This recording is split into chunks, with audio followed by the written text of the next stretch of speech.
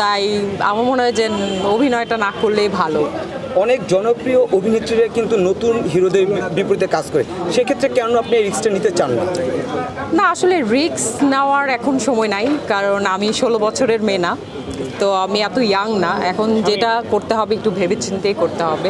আর আমি আমার কাজে তো অনেক এনজয় করি, আমার ভালো লাগে আমার কাজ, তো এই জন্য আমি আসলে সিনেমা নাটকে খুব একটা সময় দিতেও পারবো বলে মনে হয় না। এই যে বলেন আপনি তেমন একটা ইয়াং না, যে ক্ষেত্রে অনেক অভিনেত্রীরা তাদের বয়স লুকায় বা তারা নিজেদেরকে একটু ভারী অভিনেত্রী এই শব্দগুলো তারা শুনতে অভ্যস্ত না বা তারা পছন্দও করে না, সেক্ষেত্রে কেন আপনি এটা বলতে চাচ্ছেন যে আপনি আসলে একটু বয়স হয়েছে?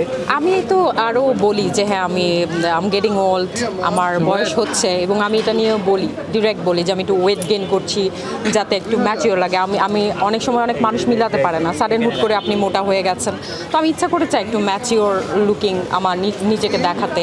সো আমার কাছে এটা ভালো লাগে। প্রত্যেকটা বয়সের না একটা মজা আছে, হ্যাঁ। সো 16 বছরে একরকম, 26 বছরে একরকম, হয়তো 36 বছর যখন আমার হয়ে যাবে তখন একরকম। সো এই প্রত্যেকটা বয়সে একটা মজা আছে। দর্শকের চোখে অভিনেত্রী বা মডেলের সবসময় একটা সৌন্দর্যে আটকে থাকে, যখন দেখা যায় তারা একটু বয়স হয় বা তারা নন গ্ল্যামার্স হয়, তাদের নিয়ে প্রচুর ট্রোল হয়। সেক্ষেত্রে আপনার এই ট্রোলের যখন শিকার হন, ওই বিষয়টা কীভাবে হ্যান্ডেল? আমাকে কেউ ট্রল করে না, বিকজ আমি আসলে ওভাবে ট্রল করে না, যেটা হ্যাঁ ওই কিছু হয়তোবা আমার লোকজন আসেন চেম্বারে, ওগুলো নিয়ে হয়তোবা অনেকে বলেন, বাট আসলে ওভাবে কি ট্রলের শিকার আমাকে হতে হয়েছে আই ডোন্ট নো, আমার চোখে পড়েনি।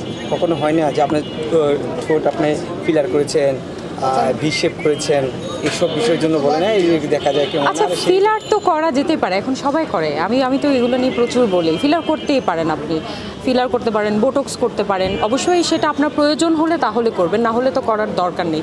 আপনি ভি শেপ করতে পারেন, আপনি ফ্যাট, অনেক সময় দেখা যায় যে আমাদের এখন খাবার দাবার, আমরা যেহেতু ফাস্ট ফুড খাই, তো অনেক মোটা হয়ে যাই। আমিও মোটা হয়ে গেছি, এখন আবার মানুষজন একটু বুলি করে যে আপনি হুট করে মোটা হয়ে গেছেন। সো একটু শুকানোও ইজি, এমন না যে খুব একটা করছে।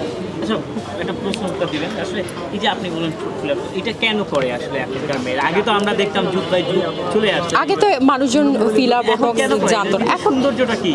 সৌন্দর্যটা আসলে প্রত্যেকটা মানুষ এখন ফিটফাট পরিপাটি থাকতে চায়। এই ফিলার বোটক্স করলে যেটা হয় যে অনেক সময় মেকআপ করার প্রয়োজন হয় না, হ্যাঁ, বা অ্যাসথেটিক ট্রিটমেন্টগুলো নিলে যেটা হয় যে আপনার দাগ আছে বা কোনো কিছু, ওইটা আসলে মেকআপের উপরে যে আমাদের ডিপেন্ডেন্সি। আমি আজকে ইনফ্যাক্ট ভাবছিলাম অনেকদিন পর একটু মেকআপ করেছি, আসলে মেকআপ ছাড়াও নিজেকে যাতে সুন্দর লাগে সেজন্য কিন্তু অ্যাসথেটিক ট্রিটমেন্টগুলো করা যেতে পারে। আরেকটা প্রশ্ন, সেটা হচ্ছে উঠে দেখে অনেকে বেশি ঠোঁট ফুলে গিয়েছেন, পরে বাইরে বের হতে পারে না, অনেক দেখেছি আমরা। হ্যাঁ, এটা হতে পারে, ফুলে যেতে পারে। ফিলারের যেহেতু ওয়াটার রিটেনশন ক্যাপাসিটি আছে, মানে ফিলার মাঝে মাঝে ফুলে যায়, এটা হতে পারে।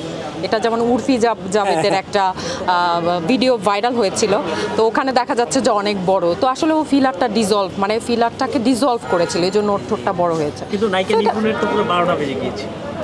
ওইটা আমি জানি না, উনি আমার কাছ থেকে করান।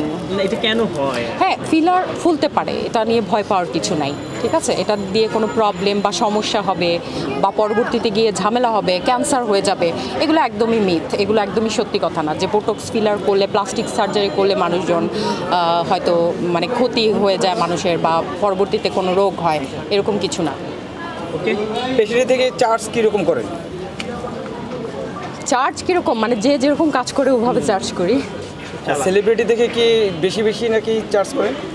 সেলিব্রিটিদেরকে তো আসলে দেখি যে বেশি বেশি চার্জ করি না, আসলে এটা ডিপেন্ড করে। যেমন আমি চেষ্টা করি, যারা একটু অনেকে থাকে না যে গার্মেন্টসে কাজ করেন, ওনারাও আমার কাছে আসেন, বিভিন্ন শ্রেণী পেশার মানুষও আমার কাছে আসেন, তো আমি আসলে সব টাইপের মানুষ, আমি কোনো এলিট সমাজের জন্য ডাক্তার তা না। অনেকে বলে যে হ্যাঁ তোমার কাছে তো এরকম গ্রামের লোকজন আসতেছে বা নর্মাল মানুষজন আসতেছে, তো আমি আসলে ডাক্তার সবার জন্য। আমার কোনো পার্টিকুলার গুলশান বনানী সোসাইটির ভাবিরা আমার কাছে আসবে এই ব্যাপারটা এরকম না, আমার কাছে যে কেউই আসতে পারে। আচ্ছা, আপু প্রিন্স মামুনের লায়লা